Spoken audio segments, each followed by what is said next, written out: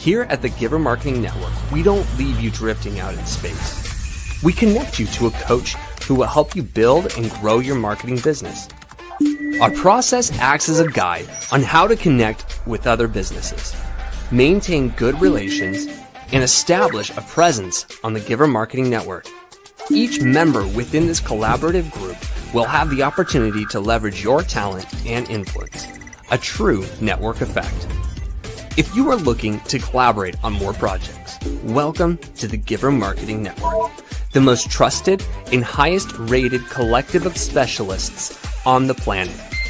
Here we have a group of like-minded professionals who focus on making valuable introductions and helping each other grow by teaming up. Imagine Upwork meets a network and a coach. The talent collectively includes services like visibility and SEO, creating logos, designing websites, managing social media, outreach messaging, visual storytelling, and much more. Think of what you could do with laser-focused allies, strengthening your business while offering your talents to the entire network. Click near this video for more information.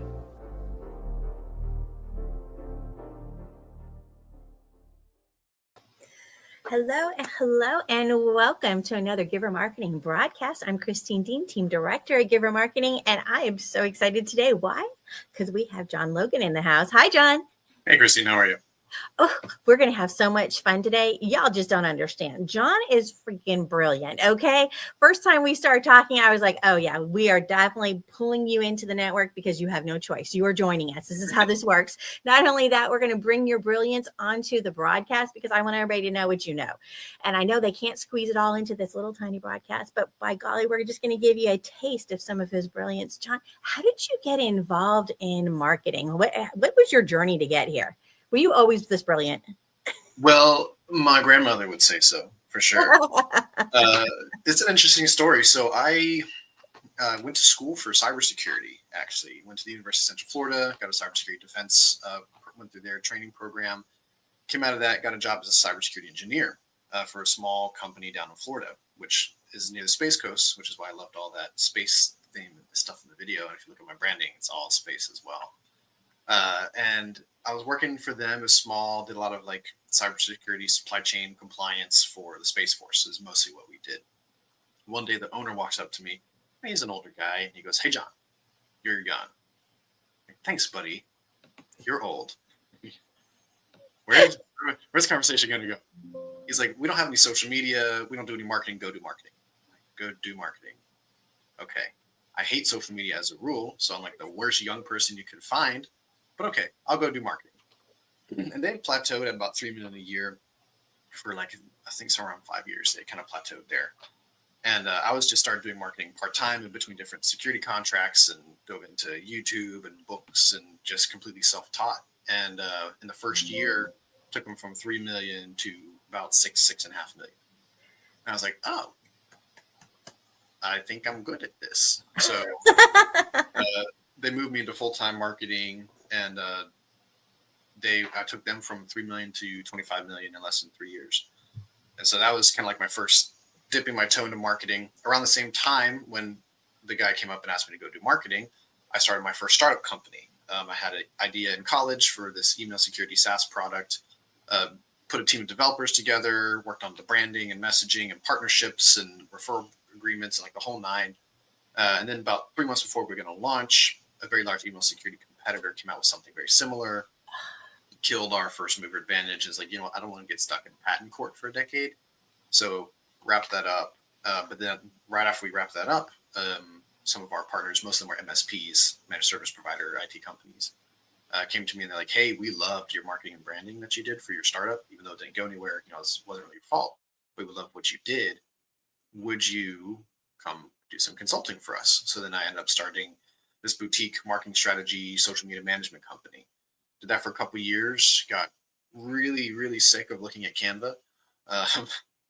So I spun that out, brought in some partners. So they're really taking over that pretty much completely now. I don't really touch it anymore. And a little over a year ago, I got certified in StoryBrand, if you're familiar with the StoryBrand framework. And StoryBrand, give our audience just a quick overview on StoryBrand if they're not familiar with StoryBrand. So StoryBrand is a marketing and messaging framework that's been around for over a decade. It's been used by over 1 million businesses across the globe. And what StoryBrand is it's a messaging clarity framework. So what you do is we take what do you sell, what do you do, what do you raise money for if you're a nonprofit, and we find a way to say it simply and clearly, and then take that messaging in your marketing and put it into the formula of story. And when I say formula of story, if you watch enough movies or TV shows, you can start to tell what's going to happen. Like, oh, they're going to die. They're going to get together. That guy's actually the villain. You can start to pick up on these cues because stories are very formulaic. Well, when you can build the marketing and messaging of your company in that same formula, it's captivating. So that's what the StoryBrand framework does. It clarifies your messaging and then helps structure it in the formula of story to make it captivating for your audience. So I got StoryBrand certified and use that kind of to launch into what I do now, which is mostly fractional chief marketing officer work and marketing consulting. Ooh, sounds like fun. I love it. So your favorite industries to play in, do you have, you just kind of come in and give them a hand regardless of industry, or do you have favorites? So I do have favorites. I'm about to have my second kid, and I will tell them I have favorites. I'm not going to lie. Everyone has favorites. And I prefer financial services. So, CPAs, financial advisors, tax accountants, anything like that. Mm-hmm. We have a great synergy with that. And then tech companies. So cybersecurity companies, SaaS companies, technology companies, because that's where a lot of my experience is, not only on the technical side, but with my startups. So those are the two I prefer, but because I use proven frameworks and principles, I can really work with anybody. So it's just a matter of, are they willing to go through my processor? Absolutely. I love that. And I was just thinking, Daniel Knight with Unicorn Universe likes to work in some of those spaces that you're talking about. And I know Dimitri likes to play a lot in the tech space. So we probably need to make sure you know everybody in the network, and the network's growing. We're almost at 200 people now. So it's hard to find everybody, right? I love that. This is awesome. So today, though, you're going to be talking to us about which part are we diving into? So we are diving into my framework called the marketing machine. And what it is, it's a holistic view of understanding how your marketing operations need to work. There's a really powerful misconception in the marketing space, which I blame social media and TikTok mostly for, that marketing is, just social media and ads. But it's actually so much bigger than that. And so that's what the marketing machine framework is designed to do, is help people understand the big nebulous pieces of a marketing operation into one concise idea. Yeah, because it really could be overwhelming, especially when you're talking to small business owners, new business owners, solopreneurs. They're like, there's so much to do. How do I know where to start and where to focus, right? Exactly. And like you said, they think ads, or they think social media, or they think, right? So trying to put it all together in a sense, something that makes sense to the rest of us, right? Right. Well, so I saw this, you gave me a little glimpse at it, and I was like, oh my goodness, this is exciting. So I can't wait. Let's pop that up on the screen. You ready? Yep. All right, let's do it. All right. So what we're going to talk about today is how to build what I call the marketing machine. And when I say marketing machine, I use the analogy of a car to explain how your marketing needs to work. So any car has 5 key components. You have your engine, your steering, your driver, your fuel, and your tires. So when we talk about how your marketing needs to work, we talk about your marketing team and your marketing tools, which is your engine. We talk about your strategy, which is your steering. And marketing strategy is where are we going and how are we going to get there. Your driver is your leadership. Someone has to be in charge of marketing. The buck has to stop with somebody. And it can't be, no hate on who I'm about to talk about, but it can't be a front desk receptionist person who posts on Facebook. That's not a marketer. That's a front desk person who posts on Facebook. Your fuel is your funding. You need to have a marketing budget. Marketing, unfortunately, is not a one-time investment. But that doesn't also mean that you need to go dump $5-10 grand into ads every month. You need to know how to do fuel management so that way your marketing machine runs the farthest and most efficiently that it can. And then your tires are the tactical execution of doing marketing. So when I was told years ago to, hey, go do marketing, that's what this guy had in mind. And that's what the tires are of your marketing machine. So imagine your marketing runs like a car. And if you're tracking with me, you're already thinking of all these different pieces. Like, okay, maybe this is a door, or maybe this is a fender, maybe this is the spark plugs, who knows? But imagine your marketing runs as an operationally like a car. So your marketing engine is your team and your tools. Now, a lot of businesses right now are making the mistake of replacing their team and their tools with AI, thinking that AI is the answer to everything. It's not. You need to use AI appropriately in your business to help you accelerate what you're doing, but it cannot replace your team. Now, were you going to say something? I was just thinking, yeah, you see him trying though. Let all these layoffs, and then it's like, oh, bring them all back. We need them still. Yeah, I think it was Fiverr, right? That like fired a huge swath of their employees and replaced them with AI. Is it Microsoft also? I mean, there's been more than one that's done it, I think. Right. And then they have to claw them back, but then they broke trust with their employees. And it's just a terrible move. Imagine, think about a car and think about, I don't know who's listening if you're car people, but this is what I explain how marketing and AI need to work together. If you don't use AI in your marketing, that's like running a 1994 Honda Civic V4 engine, like a little tiny little zipper car from 20 years ago. Using AI is like driving a V12 turbo diesel Cummins, 4800 truck. It's going to go faster. It's going to go farther. It's going to be infinitely more powerful than what you're trying to do. The old ways, the best practices of yesteryear are not best practices anymore. So you need to figure out how can we integrate AI with our team, replace some tools with AI tools, or get AI, figure out how to use the AI enabled tools, because everything has AI in it now, to accelerate your marketing engine to operate the best that it can. Because you want to, as a business owner, as a marketing leader, you want to equip your team with the best tools possible. So that way they always feel like their time is valuable, like they're being the most effective for the company, and that they're doing a good job. So I think that's really where it comes into, right? When you start adding AI into your marketing, it's not that you're replacing your team, it's that you're making your team so much more efficient, right? How much they can accomplish, right? So instead of spending all day working on that social media ad, right? Or, they've got that done and they started posting things on YouTube channel, right? So they can get twice as much done when you add a little AI into it, right? Yeah, AI is basically an efficiency enhancer. So if you have someone that's excellent at their job, you can't replace them with marketing, but you can basically replicate 5 of them with AI if you know how to do it correctly. Values in the human, yes. That's right. So your marketing engine is your marketing team and your marketing tools. If you don't have a good marketing team, if your tools are outdated, you're only going to go so fast and so far with your marketing. Now, your marketing strategy is your steering. Marketing strategy is my specialty. This is where my brain is the most happy doing this part. And the strategy is where are we going and how are we going to get there? I have a framework I've developed over the last 5 years with all my clients and my own businesses, where it's a 6-step process on how to create a marketing strategy. And I'll run through it at a really high level. So it's goals, revenue opportunities, what assets, timeline, and hurdles. So we start with the goals. Where are we going? Revenue is what are we selling? Opportunities is where can we find the best bang for our buck with our marketing? What opportunities do we have on the table now that we can take advantage of? Then look at what assets you have. So does your website need work, especially with AI, like AI search and everything? Does your website need help? Do you have a CRM? Do you have all automations you need?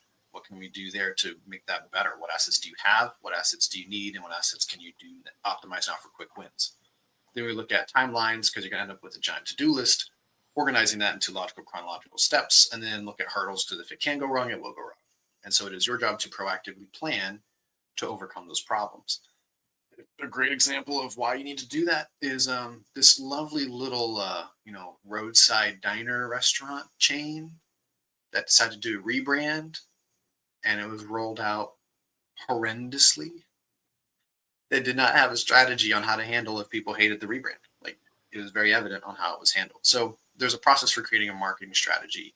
And really, that's just what you need to understand as far as the operation of your business and your marketing is your strategy, is your steering. You can build all the content, all the ideas, all the ads, all the automations, all the team that you want, but someone has to be moving and knowing where they're going to go and how they're going to get there. So that's marketing strategy. It's the steering of your car. And that ties into marketing leadership. Marketing leadership is the driver. You can have, let's say you have your steering in place, you have some strategy, but if someone is not in charge of executing it, you're not going to get where you need to go. So the marketing leadership, your driver can be the business owner. If you're, a solopreneur or a really small business, ideally it can be a marketing director, someone in house that's in charge of marketing. That's like, okay, you are the marketing guy. You need to make this work. It cannot be the really, really nice front desk person. I emphasize that a lot because I see that a lot. Customer service is important. It's important to have a very well-trained front desk friendly face. However, do you want them to be responsible for your whole business success? Exactly. Like, they're great and they're lovely people and they can create really pretty Facebook posts. But if they don't understand the entire operation, if they don't understand how the car works and how everything needs to work together, and tracking with AI implementation and all these new tools and best practices changing, they're not going to be a good driver. They might be a nice person, but they're not a good driver. And then you can have two other options. You can either bring in an agency to be your driver, or you can bring in a fractional CMO, which is one of my services I offer, because maybe you don't have the time or capacity to be the driver of your marketing car, but you need someone who understands intimately, who can do it for you. That's essentially what a marketing driver is. Yeah. And you think about it, as a business owner, there's only so much you can do yourself. And I often say, if you're trying to do it all yourself, you haven't really created a business, you've created a job for yourself. So if you want to scale and grow, at some point, you need to think about, who do I need to bring in on my team? So if you need some more people on your leadership team, if you need a driver to make your marketing happen, right? It's okay to bring in other people and team up with others. Right. Do you own your job, or does your job own you? Bingo. I mean, so many small business owners and solopreneurs where their job owns them. They own a business that is their job, and they never get time off. They never get to leave. They never get to take a breath. I have a friend right now who's going through a family crisis, and they cannot take a day off because their business dies without them. That's not what you want. You want to build your team, and outside of just marketing, build a team that can handle and execute without you, because that's the difference between an entrepreneur and a business owner. An entrepreneur owns a company that can run successfully by itself. A business owner owns a business that runs them. But anyway, that's kind of a side topic. That would be a fun topic. We'll have to go down that rabbit hole. And these days is a whole broadcast. So your marketing budget is the fuel. And when I talk about fuel management, a lot of business owners, especially on the SMB side, are kind of they get a little scared, because they're like, I really have to commit to paying money every month to marketing. They're like, can't I just pay $5,000 for a website, or build my own website on GoDaddy and call it a day? Like, no. Right. Budget. That's a hard part for a lot of times. The small business owners or their startups, right? They haven't assigned any budget to marketing at all. And you're like, well, how did you plan on growing? How did you plan on bringing in business? How did you, right? Without having a marketing budget planned, you really are tying your own hands. So trying to, build you towards success means you need to have a marketing budget, whatever that is. You got to figure out most bang for your buck, right? But you got to have something. Yeah. And you can look up, what people recommend based on your industry and stage of business. And I actually wrote an article, it's my best performing article on my website, about how to create a marketing budget, because it gets so, scary. People are like, I don't know how to make a marketing budget. Should I go spend $10,000 a month on ads, or should I go put into, automations? Should I do AI? There's so many people, so many things and tools and people trying to get your money. You just need to have a process that you can rely on.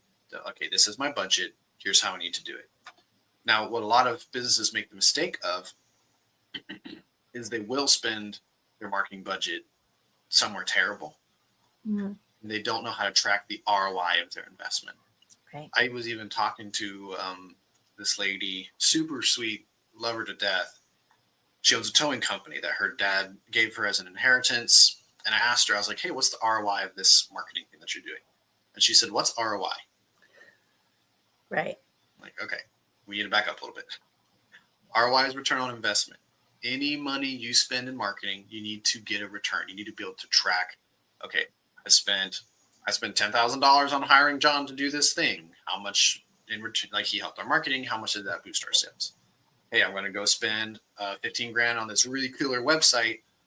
Is it generating leads? How many leads does it generate? What are our closing rates? At what point will we break even and then start to make money off of this investment? Marketing should not be a black hole for your company. Marketing should be a scalable, measurable system that makes you more money.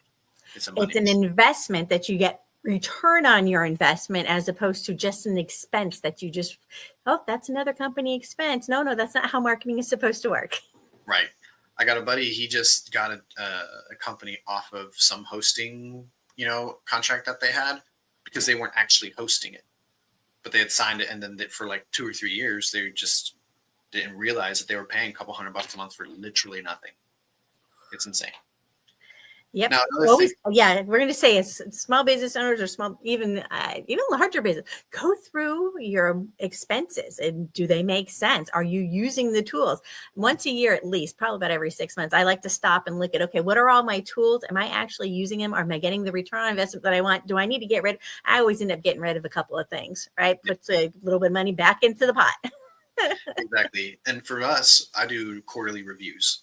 Reviews with my businesses, quarterly review with my clients, like just every 90 days.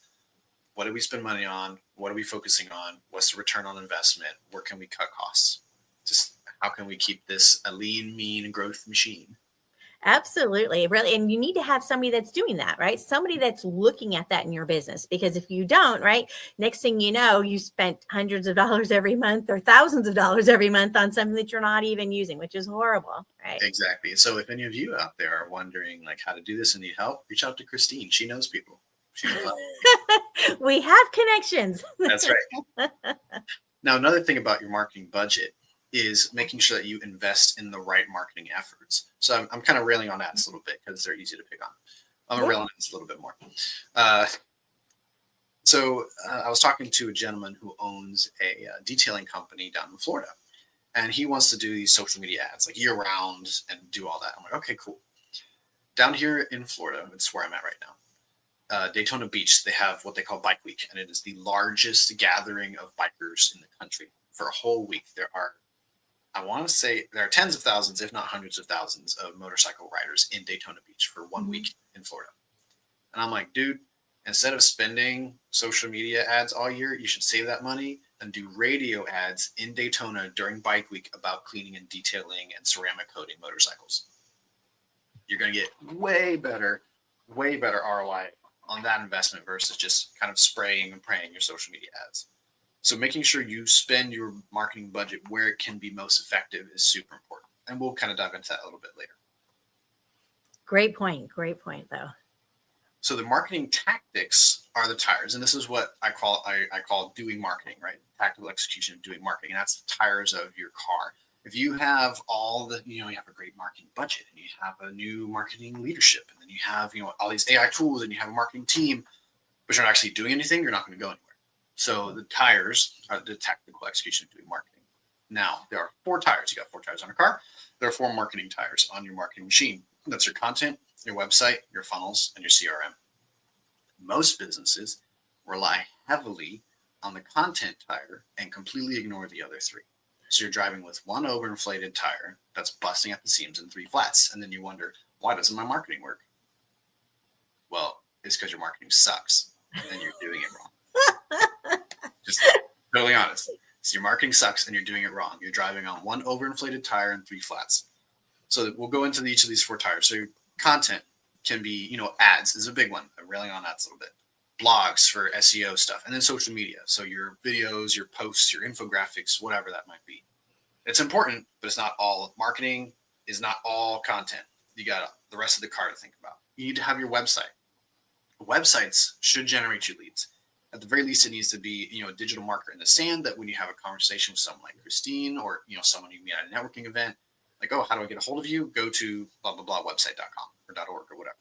Because that way it's a digital marker that can start to capture traffic. You can send people there. You can refer people there. You need to have some place online that people go to. And that website needs to be what we call AEO, which is like AI search or answer search engine optimization. It needs to be SEO optimized, which is still very important. I see ads. I'm in the marketing space, so I see all these ads about SEO is dead. SEO is not dead. SEO is still fundamental, and then you build AI optimization on top. And then what I call HBO, which is human behavior optimization. I thought you were talking about TV next. It's how do we as human beings naturally look and digest websites? You need to optimize your website for that as well. Yeah, what's your customer journey look like, right? The customer journey, and then we actually even get more granular into like how customers scan like with their eyes. Mhm. Like where do their eyes move on the website and how do they flow through websites? We get really granular with that. And then your funnels is your third tire. So that's going to be your automations, your lead generators, your list segmentation. I have one client I met with yesterday. They have federal contracting audience. They have a commercial like business owner audience, and then they have what we call a prime audience. So there's 3 different audiences that are very different.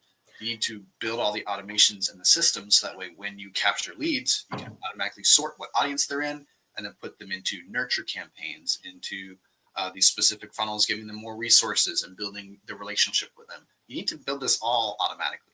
Absolutely. I love that you brought that up and that distinguish between the list segmentation. What a difference that makes really on your impact, because you're giving the right people the right information. I was just on a call last night with one of my international clients, and we were just diving into this, right? A lot of times people think they only have one audience. No, you have multiple audience. Your products have different audiences. Your services have different audiences, right? They might appeal to different people in different stages of what they're doing, right? So you really got to dive deep, because when you give the right message to the right person, right, you start getting those results. And I love, because the funnels and automations is a big piece of strategy for me. So I love like finding all the little pieces and how they're tied together. And then it becomes this like crazy web. And I'm sitting there laughing maniacally. Yes, it's like the mad scientist. It's like, oh, I know the nerd in us really comes out on this stuff. I hear you. Yeah, we'll move on now. Interestingly, I was talking to a gentleman a couple weeks ago who owns $150 million business. And they didn't have sales funnels and lead automation, like automations.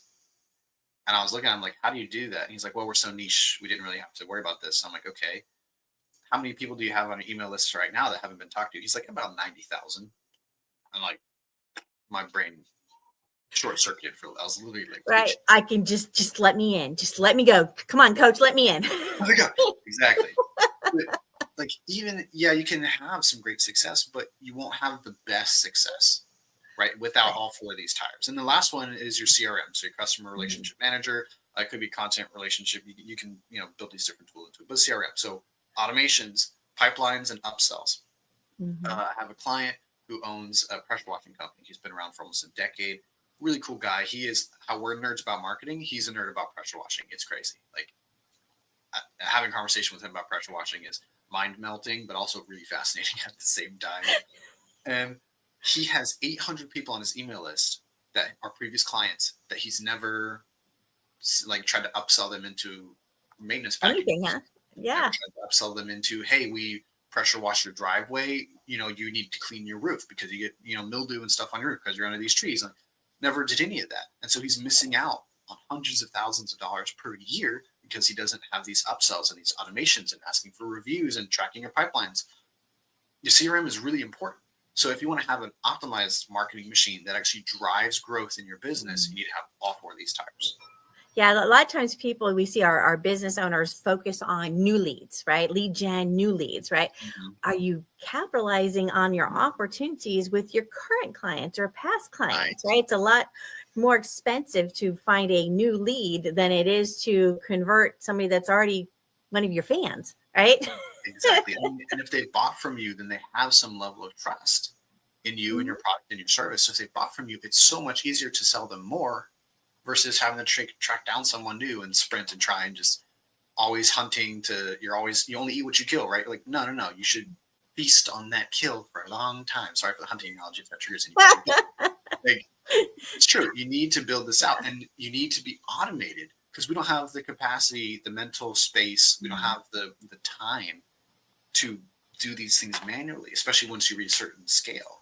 So you need to build this out automatic so that way it scales with you as you grow and actually helps you grow your business exponentially versus always sprinting, always trying, always drowning. And then you feel like marketing's a scam. Yeah, and we talked about the old school style versus the new style, right? And this is that transition. And sometimes you've got businesses that have been around for a really long time. I had one that been around for 20 years and didn't even have a website, right? I mean, so it happens, right? They've never done a post on LinkedIn. So there's just things where there's old school style, used to do a phone call every single time. Well, now, you might do an email automation that sends out and says, hey, it was great meeting you at such and such. Would love to further the conversation. Hop on my calendar, right?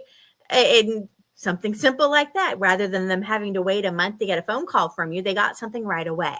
Keeps you top of mind, right? Just little things like that, which really have a big impact on your business. If you're not setting up that nurturing, and using your CRM to me is like the backbone of your business. Yes. If you don't have that CRM, you're just like, there's nothing holding you up. Exactly. And that takes us to, how do you build a marketing machine? So I just went through all these different pieces and all this stuff. And you're probably sitting there like, oh my gosh, I got so much to do. I don't know how to do this. Okay. It's a 5-step process. It's easy. Step 1 is develop clear messaging. So I mentioned before, I'm StoryBrand certified. That's a framework I use. I find it works really, really well. So we develop clear messaging. Who are you talking to? What are their pain points? What are their what's going on in the world around them that's causing them the stress or the problems that they're feeling on the inside? Like, oh, I'm really anxious about payroll, or I don't know what to do with this security thing, or I don't know. I need, for me, my back hurts, so I got one of those Shakti pokey meds. So like, my back hurts. What can I do to fix that? How do we talk to our customers where they are now with the problems they have? And then how do we position you as the person to solve their problems, either through your products or services or what have you? You develop clear messaging first, because everything else is going to be built on that foundation of how do you talk to your customers and what problems do they have. So that's step 1. Step 2 is building a website. Website is number 2. So you have clear messaging, so we know how to talk to customers. So then we build a website talking to your customers. So we're going to do SEO optimization, AI optimization, and then human behavior optimization. We talked a little bit about that earlier. Your website needs to be something that when people land on it, they don't go, what am I looking at? That happens all the time, where people are like, oh, can you review my website? I'm like, sure. I open up. I'm like, what am I looking at? Uh-huh. Oh, we built this ourselves. How do you know? Well, this big long block of text at the top. Either they've built it themselves, or they hired some sparkly agency that charged them an insane amount of money and gave them a website that looks like it was built in 1995, but it has cool animations. What else do you need? Shiny objects. Right. Exactly. So how can we build a website that when people land it, they need to know within the first 3 seconds, some say 5, it's really 3 seconds, where they're at, what website are they on, who are they talking to, what problem do you solve for them, and what action do you want them to take? Because if people, you get on a website and you're like, all right, cool. Like, I was just looking up dry cleaners because I got some shirts I need to get dry cleaned now. I'm going to a wedding in a couple of weeks. Like, I got to go do all this stuff. And I'm looking at all these websites. I'm like, I just need to know your hours and your pricing. And you're telling me we've been in business for 25 years and I'm like, this doesn't matter to me. I have a problem. I need you to help me. Move that to the about section. That's not prime space at the top. Right. Exactly. So you need to build a website that is SEO optimized, AI search optimized, there's a whole bunch into that now. And then human behavior optimized. How are humans going to land on your website so that way they get into your sales funnels and systems and automations that lead to sales, which is step 3. Building out your systems, building out your CRM, building out your automations, your sales funnels to generate, capture, and convert leads to sales. Marketing should lead to sales.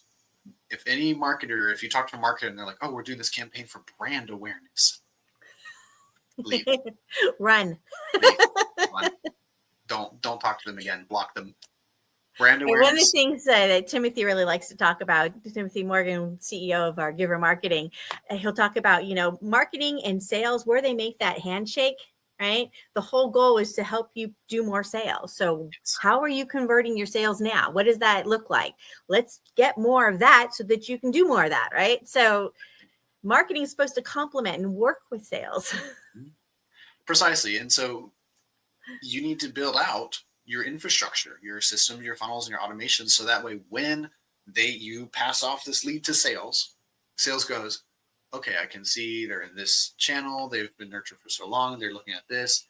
Cool. So then they know exactly what to say to the customer to convert the sale. You need to build that out. And then you need to create what I call growth marketing strategies. Growth is my acronym for my framework. You have to craft these strategies to do marketing in 90-day sprints. You want to have like your annual goal, like here's what we're shooting for the year. But in order to really hit that goal, you got to break it up into digestible, either 30, 60, or 90-day. I strongly recommend 90-day sprints. So this is what product or service are we pushing right now? And you can determine that through the whole process. But what product or service are we pushing right now?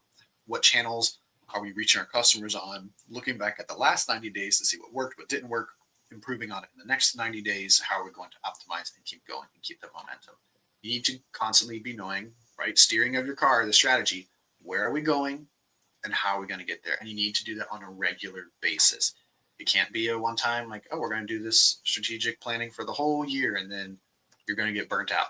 You're going to make your content calendar for the whole year. And then you're going to hate it by the time you're in February. It makes no sense. You need to have marketing broken up into digestible strategic sprints that make sense, that tie all of your marketing efforts to a specific goal that leads to sales. It's all got to tie together, right? They don't work independently. And you may decide if you do it for the year, oh, that's great. And you see tools that say they'll do that for you. But what if you decide to add a new product or service between now and then? Now, what are you going to do? Right. Well, all that work you just did out the window, start over again. So chunks, 90-day chunks. I love that idea. 90-day chunks. Yeah. And I mean, if you add more products and services, let's say someone wants to come along and buy your business. Now you've paid for all this marketing work that you're not going to use. What if you suddenly have to pivot? What if we have another pandemic?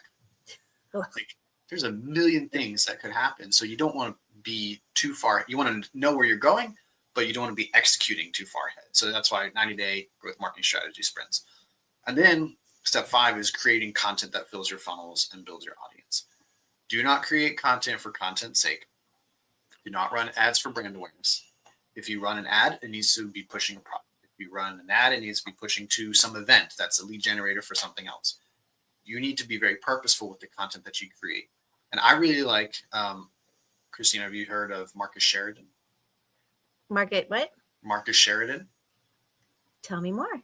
So Marcus Sheridan wrote this fantastic book called They Ask You Answer. He just rolled out version 3 to like deal with AI and everything. It's called Endless Customers. Fantastic book, fantastic framework. And it's about how to create content around the problems and questions that your customers are asking. Because to me, businesses are creating trendy content. They're following the TikTok trends, and there was a one like around someone throws a box and then at this person and it cuts to the other person like, you think that box is going to hit me, right? And like, okay, I've seen a million of them. It's not funny anymore. And how is that going to lead to sales in your business? It won't. What will lead to sales is if you create content that answers your customer's question.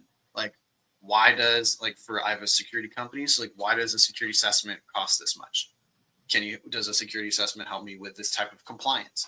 Will this USB plugin help me to, like, how fast is it and why does it cost this much? Answer your customers' burning questions. Create blog content, video content, and ideally create audio podcast content that answers your customers' questions. It's really quite simple. And when you do that, you build trust with your audience, you build the authority of your website, and you build trust with AI.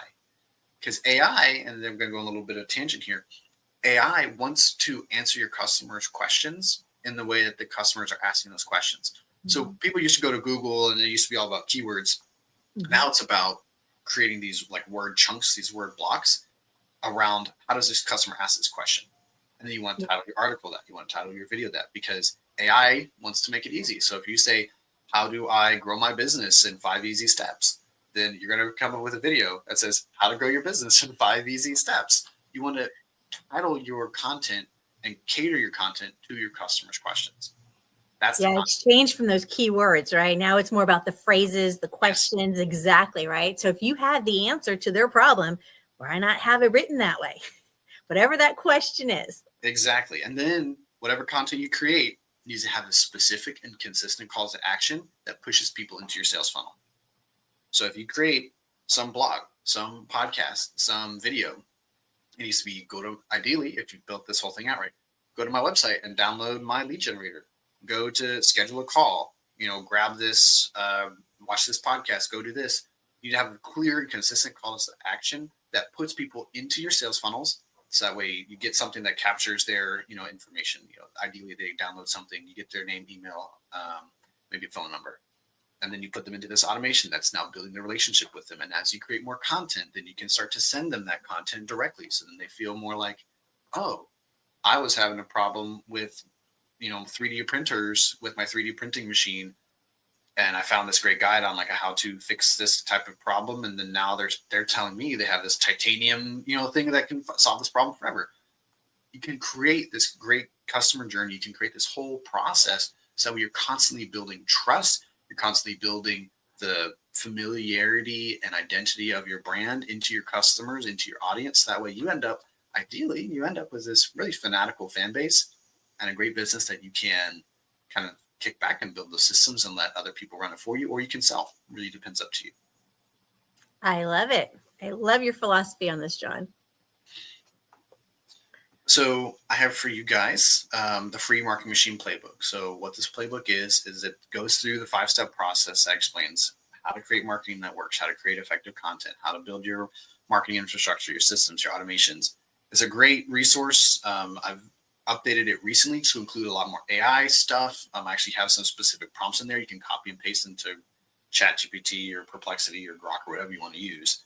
It can help you start to optimize your marketing to help you really grow your business. So you can go to my website, greenlitgrowth.com, and grab that. It's free. There's a couple other playbooks on there. If you poke around, you'll find them. And I would love to help you guys just take this. There's no obligation. Take it and run. Go grow your business. Yeah, for looking at those pictures of the car, and if that made sense to you, right? And you're like, oh, that was a lot of information to retain, right? This is a great way to kind of dive deeper and get that overall framework and an understanding of that. So don't miss this opportunity. Scan that, download it, get a copy of that, because I think you see his approach, right? I mean, he's not promising that everybody's going to get to, what was that? How many billion, what? 25 million in less than 3 years. So he's not promising you're going to get 25 million trying to implement this yourself. You might need a little help, but this is the framework that he used to do that, right? And which is pretty awesome. I mean, that's a proven true method. And I love how you've structured this, right? We all have different ways that we organize, but this is a nice secret weapon you might want to get in your pocket, right? So reach out there. The other thing is you've got his contact information right there. You can always drop an email to Jon. So Jon at greenlitgrowth.com. Visit his website, greenlitgrowth.com. The other thing is we might want to actually send people to connect with you on LinkedIn. What do you think? That would be great. Does that work? Okay. So we're going to go ahead and drop that into the chat also. So I'm going to drop that in for comments. So say connect with Jon at, and here we go. Look in the comments for this. Go ahead, click that, reach out to him, say, hey, I saw you on the Giver Marketing broadcast. Can we talk more about this marketing machine thing? I need a machine, right? Reach out, talk to him, have that conversation, because this is an opportunity to dive in deeper. A lot of times we'll start as a startup. Everybody starts as a startup, right? And then you got to grow from there. Otherwise, like we said, you just have a job for yourself instead of a business. So if you're ready to make that transformation in your business, this might be a great way to do that.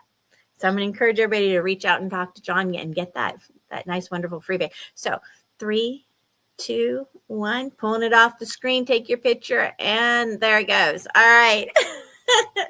Jon, you are a wealth of knowledge. I am so excited about having you on here. If you need to rewatch that, right? Rewind, watch it again, run it through AI, get all his words, read through, memorize it, whatever it takes, get that information into your brain, because you are definitely onto something here, Jon. I love how you do what you do. And I'm hoping we can drag you back to the show again. What do you think? I could be convinced.